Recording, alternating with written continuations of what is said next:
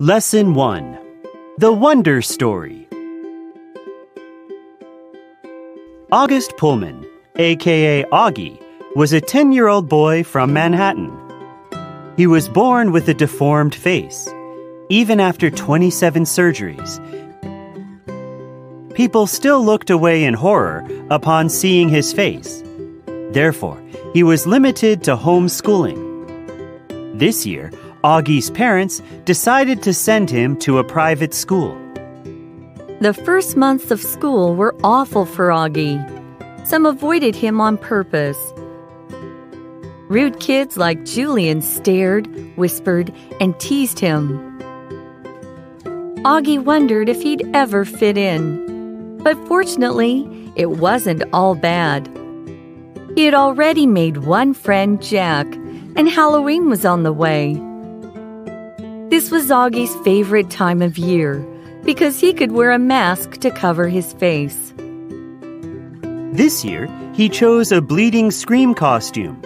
He walked through the school halls, wearing his scary mask. He didn't care who saw him. His good mood, however, soon changed when he overheard Jack talking to Julian. "I'm only friends with Augie because the principal asked me to be," said Jack. "If I looked like that, I would never go out in public."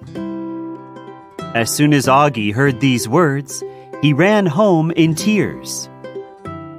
The incident was so heartbreaking that he hardly spoke to Jack for a month.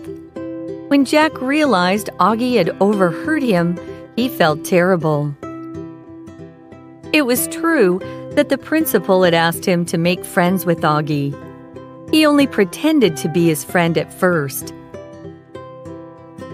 But now, after learning how cool and smart Augie was, he really wanted to hang out with him. Therefore, Jack apologized in order to make peace. This move saved their friendship. Gradually, many of Augie's classmates began treating him better. They started to realize how nice and funny he was. As summer approached, Augie joined the class for a 3-day camping trip. The trip was wonderful until the second night, when 7th graders from another school arrived. One of the big kids shone his flashlight on Augie's face and started to make fun of him. Others joined in and called him hurtful names like alien. Luckily, Jack came to his rescue, and even some of the mean kids in his class defended him. They couldn't fight the bigger kids, but at least everyone got away from those bullies. When Augie returned to school, he noticed that things had changed.